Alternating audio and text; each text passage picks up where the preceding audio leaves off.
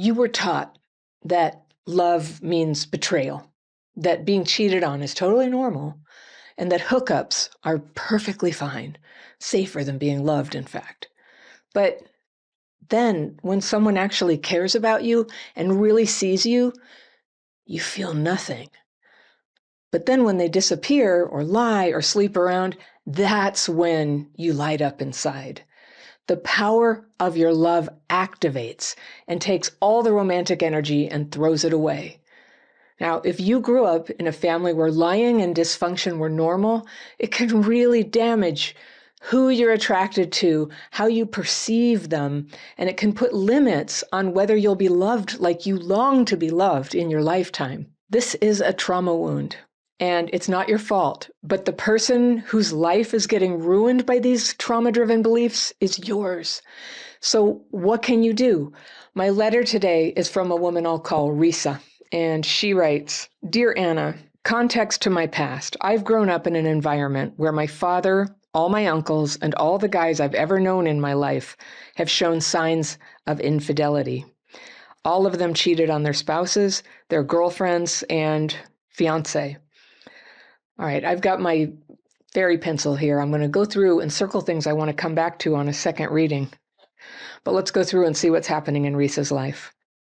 She says, "My mother stayed with my father after knowing what he had done. My aunts stayed with my uncles after all the trauma and the hurt they caused. Now, my last relationship ended almost 2 years ago. The guy cheated on me almost 12 times and then was the one who left me. I knew it all along, but I could never leave him. I did do therapy after that and worked on my traumas and specifically to let go of the grief of losing someone who is still very much alive. 2 years have passed by. After multiple hookups and situationships, now I either get attached to emotionally unavailable men for a week or two and then delete their number, or I don't feel a thing for people who try to invest in me. I don't find any man good. And the ones I have a crush on are all exhibiting one common thing, inconsistency. What do you suggest, Anna?" Okay, Risa, I'm glad you wrote to me because I have some very clear suggestions for you. So first of all, I'm really sorry you grew up in that just moral chaos that you were in where people were doing these terrible betrayals that are commonly understood by the culture as a terrible thing and potentially breaking up families. But your family didn't break up. Somehow people succeeded to sweep this under the rug or come to some sort of terms about it. And for you, it was terrible. And I totally understand that. I grew up in a family that had something like that, not quite the same thing, but totally demoralizing behavior by the adults who were being immoral and then BSing us about it. So it damaged our perception. We could tell something's really wrong. This isn't right. And it does a number on you, I know. And it totally makes sense to me that you would be wounded in the area of how you feel attracted. And it's such a mystery, isn't it? This thing in us that gets attracted to another person or a type of person over and over again, it runs so deep and it's very hard. It's not like you can just go in there with a wrench and go, here, turn that to something a little more functional. People who don't have trauma often think that we ought to be able to do that. Like, just decide you're not going to do that. If only it were that simple, because attraction comes out of this deep well of probably to do with how we bonded with our, parents early on. What was the closeness of those relationships? What was the part that was scary or painful to us? And then that's imprinted in how we go forward. It's very hard to control. We love who we love. And it's such a tragedy for so many of us who have these attachment wounds that we have the same desire to have a loving relationship as anybody else. But then we have this, first of all, this like disordered attachment to somebody who's not into us, who doesn't treat us well. We get very scared that we can't say anything or express what we're looking for or be honest where we're coming from or admit that we're hurt by their behavior. And for a lot of us, too, it leads to our own sort of destructive behavior in a way that's hurtful or inconsiderate, at least towards other people. So I totally get it. He cheated on you 12 times. You knew it was going on, and he was the one who left you, and you knew it, but you could never leave him. So that's the thing. That's the malfunction in a traumatized attachment wound is is that the very act of betraying us like activates love. And it is such a maladaptation. There's no way that biology wants that for us. It's no way our spirits want that. It's a maladaptation. It's hard for people to understand because our continuing choosing people who are unavailable makes no sense. It goes against what we say we want, what they know we want, what they want for us. And but it's that thing. It's the mystery power of attraction. Now, the good news is that can be healed, but it doesn't get healed by like ordinary things like just breathing or talking about it or visualizing or something. It's a very deep thing. And as somebody who had to heal that for myself, I was years solving all kinds of problems in my life, but not that one. And choosing bad people is so destructive to every other part of your life. And so you can't really totally heal when that keeps coming and like, cutting you down at the knees. Your whole life, your finances, your friendships, your health, everything can just go quite south when you're in a bad relationship and you can't leave. And I do think of that. That's a combination of an attachment wound where we rush in and an abandonment wound where we can't get out. It's like flypaper. Smells like, I think flypaper has a smell that draws flies. It smells sweet or something to them, and then they can't leave. And that's often how I felt about what it's like to have these trauma wounds. You can figure out very quickly with somebody, oh, no, this is not the one for me, but it's too late because you've attached. So I'm going to tell you the first secret about how to stop doing that. And the first one is you cannot have sex with people very quickly like that. You said here, even after therapy, you're doing hookups and situationships. And I'm just going to suggest to you, Risa, that you don't do hookups anymore and you don't do situationships. You would like to have a relationship. And if you want to have a loving, mutual, committed relationship, you have to stop having any other kind of relationship. Because what it does is, A, it occupies that space in your heart and your life where a partner should be, right? It takes up that space. You're not going to meet somebody great when you're, always kind of emotionally drained and spending all your time with somebody who's not into you or who's betraying you. But second, that constant betrayal or demoralization, it grinds you down. You get a dim light. The beauty and wonder of you is not showing up so well in the world. And the people who are just so well matched for you and would just love you and find you amazing, they can't see you when you're so dimmed like that. So that's why I say, if you want a good relationship, you have to stop all that stuff. And so, I don't know, it bothers me that you did all this therapy. They talked to you about like grieving, losing someone. Okay, yes, there's grief involved with a breakup. Working on traumas. I don't know what it means to work on trauma because talking about traumas never helped me. What helped me was getting some real clarity about what the boundaries are if you want to actually have a proper relationship, about how you would get into that. And especially if you have an attachment wound and an abandonment wound that are always just like drawing you in and trapping you, drawing you in and trapping you so that you can't leave even when somebody's treating you like that. That must have been such an unhappy period in your life. I've been there. I can imagine. It's horrible. It's horrible. It leads to such self-condemnation and self-doubt, and it's hard to get over. I know. But you can get over it right now by making a decision you're not going to do that anymore. And by the way, if you think you've been affected by your early trauma and that it's showing up in your relationship life as problems, I have a quiz you can take where I've listed a whole bunch of signs that, that really, this is what it looks like when childhood trauma is affecting your relationship life. And if you want to look at it, it's free. You can download it. I'll put a quiz to it in the top link, the very top row in the description section below this video. All videos have a description section. The top 2 lines are visible. And then after that, you have to click this little more button and it'll open all the rest of the links. And I've always got just like a ton of good things for you down in there. But the top 2, the very top line will be this quiz for you about the signs that that's happened to you. We can't control other people to the extent that we'll just find the perfect person. We'll have full information. They will never do anything to hurt us. Of course, life is not perfect like that, but you can get very, very close to perfect by being conscientious, by not attaching too quickly, by being very clear with yourself and then with others about what your standards are. So this is the deal breaker for a lot of people. They think they want my advice and then they don't, because I go, you cannot sleep with people so quickly. They go, well, how soon can I? And I'm like, you're asking the wrong question. And how long that is different for different people. Some people wait until marriage. Some people wait until engagement.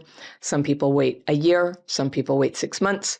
Some people wait 3 months. Some people think 3 months is insane, and who would ever want that? But I'm here to tell you, like, if you only date people who demand sex immediately, you're only going to be dating people who demand sex immediately. They're not going to be on the same page as you. If you're taking seriously that you have a need to get to know somebody, to decide if you want to grow closer to them, that's a big decision. You can really like reframe what is dating. Dating is not like, oh, you hang out with somebody with a slight, attraction and have sex and then see if it works out. Okay. That's how I was raised. That used to be my understanding. I had to retrain myself on that one. No, dating would be getting to know somebody to decide if they were somebody I wanted to get to know even better, let alone become intimate with, let alone marry. But I changed all of it when I was very clear that I did want to get married and that I had completely had it with all the like disappointing relationships and stuff where I was like, what just happened? I thought everything was great. It just fell through my fingers. Or I'd realize, like, what was I thinking when I attached to this person? I'm so not into them. But I would feel compelled, as you do, like, I've got to make this work because leaving is going to bring on such a horror show of depression and loneliness and pain that I can't cope. I'd rather stay in a bad relationship than go through that again. Is that you? Because that's called abandonment, Melange. It's very bad. It's very limiting. And now that you have a word for it, I'll tell you, you could, like, a lot of us, once we know that there's a word for that and we understand, like, it's a trauma wound, it's a trauma thing, you can go, okay, that's what's happening. And you don't have to take your feelings so seriously when that feeling of like doom, it's life and death, I've got to hold on to this. That feeling, when you can recognize what it is, you're just like, oh, okay, that's my brain chemistry kind of hijacking my perception right here. And when you admit that to yourself, then the logical, the rational part of you is able to put that in perspective. Even while you feel it, but you see it for what it is. It's an old trauma reaction. And that can help quite a bit. Once, and sometimes if you could feel halfway better when it's upon you, that feeling, you have choices. You have choices, and you can start to use things that are constructive in times like that to sort of get yourself out of the ditch. And they include, to have tools that are intended to help a person date in a structured manner, and friends who agree with this manner. Now, when I used to do therapy, it was never brought up to me that I might be having these repetitive disappointment and painful experiences because I was not holding out for something better. I don't know. I think that the culture is everywhere, and you have to choose your therapist wisely if you're going to go that route. You have to choose somebody who has the experience and wisdom and values that match what you want, and who isn't just going to go, well, everybody who breaks your heart is a mirror for you to learn about who you really are. Pish. No. Getting your heart broken too many times is demoralizing and takes it out of you. And you deserve to be happy, and you deserve to be loved. And sometimes I think these values were made up by people who they came from perfectly intact families. So no matter what happened, they always felt secure and loved. And there were people around and somewhere to go for Christmas. Like, when you don't have those things, it's very serious to squander all your years getting into relationships that break you down. That's not a good idea. It's not practical, and it's not happy. So there's another way. And it turns out a lot of the advice my grandmother, and if you're younger than me, it would have been your great grandmother, were telling you, like, they knew this before. They knew. We think that our sort of like sexual mores changed because of birth control. Birth control meant, oh yeah, you could control whether or not a baby happened. But that's not the only reason why you would want to go slowly into a relationship, because you are the baby in a sense. You are the precious person. You are the one who, and so are they. So is the person you're going to be with. You would never want to behave in a manner in a relationship that would grind down the other person. That's not what good people do. And so with great respect and consideration, we can enter a dating relationship to get to know somebody very politely and stay in the realm where we have a choice about whether we want to go on each continuous date. And for a lot of us, I think this is especially true for women, but not just women, But there's attachment kicks in the minute you have sex. Attachment kicks in anyway, but it really, it really gets in there and starts using your brain to start taking you down the tracks towards family creation. That's what your brain is meant to do with that. And so it's very difficult to turn the train around. It's already on the tracks, very hard. So you want to just go slow. Don't get on the train yet. Just get some information, let it come to you, see who this person is, start learning about them, start getting it on the table. What are their goals? What are yours? Do they align? And then look for signs that you didn't have to ask for or beg for or demand that they tell you, like, where are they coming from? How do they feel about you? And give them time to discover how they feel about you, just like you're using time to figure how you feel about them. It's a whole different thing, but this used to be what dating was. It used to be what dating was. And then there was a time when people didn't even date. The marriages were arranged or they were just whatever. And, so it's really a lovely luxury, a very civilized luxury to be able to date, to get to know somebody and not bond with them yet.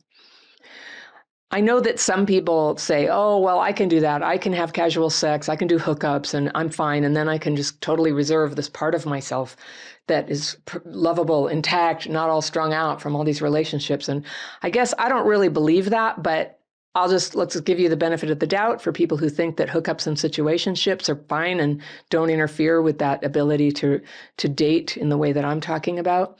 And keep your spirit intact, to shine your light out into the world so that the person who loves you, and you particularly, and matches you well, can find you. They're not just finding somebody depressed and kind of half vacant because part of their energy is still just all messed up about somebody they're sort of seeing over here and then what's going on. Yeah. Entering a relationship with total focus and presence is a very nice way to come into a relationship. And then you have your discernment and something good can happen. So you might not hear this from your mentors or therapists, maybe some, but you're going to hear it from me because I've been on the other side of this. And I can tell you how unhappy it was and how damaging. And when my first marriage ended, which was not like what I would even call a real marriage, it was a legal marriage, but it happened because I was pregnant and not because we loved each other or felt like it was a good match. It was just we made the best of a situation. And that happened. And happily, I'm very, very grateful for my kids. I had 2 kids with this man. And the marriage didn't last and it wasn't happy. And I wish I could have put my life together better so that when I did have children, it was with somebody that I had a proper commitment and marriage with who would stay there. So my children's dad is still in the picture and still their dad, and we made the best of it. But I'm just going to say my grandmother had it right. It's better to get this right from the get-go. And if you didn't, okay, just try to get it right now. Just do your best now to try to get it right and honor yourself. I think we can't wait for people to come along and see the wonder of us and show us respect. It has to begin with us. And it's not easy. People will be like, oh, why don't you just love yourself? Just show yourself some respect. That's easier said than done. Sometimes it's the doing. It's acting in a manner consistent with loving oneself that starts to set us up with a series of positive experiences that do lead to that self-respect and self-love. So it comes. And I will say also, my non-romantic relationships have been a great source of learning to love. Love is love, and romantic love is a different thing, but love is love, and learning how to be present with another person and to care about them and not, I'm just going to put this, sometimes a situationship, even if we're no, I'm down with this, I want a situationship, we're exploiting another person, just trying to fill up a vacancy in our lives when we know they're not the right person, and that sooner or later we're hoping they'll leave or we'll leave them because it's not right. That's a way of exploiting other people. So people will argue with me in the comments. And, if this is not your thing, don't watch the videos. I'm here for the people who have been damaged with their attachment wounds and want the love and commitment. And that's my advice to you. You can't settle for less. And at first you'll think, oh, if I draw the line and say I'm only going to date properly, I'm not going to jump right into a sexual relationship. I need time to discern. And the first thought you'll have, if you're like most of us, is now I'm never going to meet anybody. But it's not true. Our nervous systems talk to each other. And so when you actually feel good about the standards that you decide to set for yourself, they will be communicated to other people. And if the other people are not drunk or high, they're going to vibe on that. They're going to notice where you're coming from. And the people who just want to exploit you are not going to detect a target. You know how people always say, it's like I have a target on my back. People just know. And they might not know consciously, but our nervous systems can tell when somebody, the word grooming, the definition is, or how people do that. And they do that in context of sexual abuse, but I want to talk about just, you can apply the principle of grooming in dating, and manipulative people will do that. And what it is you say something that's really like sort of a violation. That's very weird, like talking, like all of a sudden you're on a date and you're kissing and they're like, this really reminds me of this other girlfriend I had, da, da, da, da, da. And they're saying that, and what they're doing is they're measuring how you react. So if you freeze up and you go, oh, yeah, well, what was her name? Oh, cool. Even though your heart's pounding and you're just like, what the, why is he talking like this? Does he not care about me? What's he thinking? But you think, because your trauma conditioned you, that you have to go, oh, very interesting, fine. No, that's cool. I'm good. I'm cool, girl. That's what trauma does to you. And it is not attractive. And basically what it communicates is, yeah, do whatever you want. I'm not really going to hold any standards here. And so if you just want casual stuff until you just do whatever, I've just told you I'm good with that. And that's probably not the message you wanted to send. But trauma is, cross-wiring the signal that you're sending. So sometimes we set a standard for ourselves that sounds audacious, but we begin to practice living up to that standard, which is like, I will go on dates. I will let somebody else ask me. I won't push for it. I'll indicate interest and then see what happens. I'll let them pay for the first one. I'll decide when I want to kick in with paying. I would like to sort of see, are they actually interested? Because I think what we're talking about is dating somebody who doesn't have that love and commitment to give. And I can hardly explain somebody who cheats 12 times. Like, he may have believed that he loved you, but whatever, he's so unviable. Like, you can't do that. And the dishonesty and all the damage to other people. It's just like, what a lot of chaos for you to have been through. So in a way, the first time he got away with it and you let it slide, it was a signal to him, you don't love yourself or respect yourself. And what does that tell him that he can do to you? Because who wouldn't like to have their cake and eat it too? You're like, I know, I'll have a primary girlfriend at home. And even though she cries, I can have 12 other affairs. And it'll be all right. If our standard does not screen that out, then that can end up happening. And that's what happened to you. You do have an influence over this. But it's not, I think the mistake we make is believing that all the hookups and situationships will just all of a sudden magically, like Pretty Woman, the movie, just like, ta-da, true love just emerge like a lotus out of the mud. And occasionally life presents such surprises, but 100,000 times to one, it just doesn't. It doesn't do that. It doesn't do that. It just keeps you down in the mud. So you have to bring yourself up out and, rinse off a little bit and have a new way forward where you're living the reality of what you want for yourself and what you want in your life. And I want you to have that. I want everybody to have like real love that lasts and that's steady for them and that's helpful to them and that helps calm the storms of life and give you a little bit of safety. What a blessing that is. And also, if you grew up with trauma, it can be very healing to have somebody who's steady and by your side and who you can count on. And it can take a little while to grow into such love. We're like little wild animals where you're trying to help them get off the road so they don't get hit and they're trying to bite you, And we can be like that a little bit at first when people try to love us, but we can grow into it. I talk to a lot of people. I do coaching calls and we have group coaching programs and people write me letters and I read all these hundreds of YouTube comments and I learn so much about people. And what I really see is, I'm not the only one. I used to struggle with this myself, but it's very, very common for people who were neglected as kids to not be clear what a good partner looks like. And we get confused, like attraction, we get attracted to somebody who's very chaotic or unstable or is sort of giving love and then taking it away. It's like, wow, exciting romance, right? And that activates that. But that's not actually love. And that's not wise to get closer to somebody who's jerking you around like that. And so we don't know. We don't know what we're looking for, like what would be the signs. Because also we can feel very like, the nice person comes along. It's like, I don't know, but they're boring. Now, you can't get together with somebody you're not attracted to. I think attraction is essential. But when you've healed more of your wider trauma wounds by, working tools, staying connected to people, learning by trial and error, sharing openly with your healing buddies, I'm going to try this time. I'm going on a date. I'm not sure how I feel, but can I text you afterwards and tell you how it went, And it's just this trial and error. We're no longer trying to do this all by ourselves. We're not using rom-coms or porn or anything like that to imprint how our relationship should go. We're going to start to come from within and what our vision is for what would be a happy partnership in the future and what we really want. So it takes a lot of structure for that.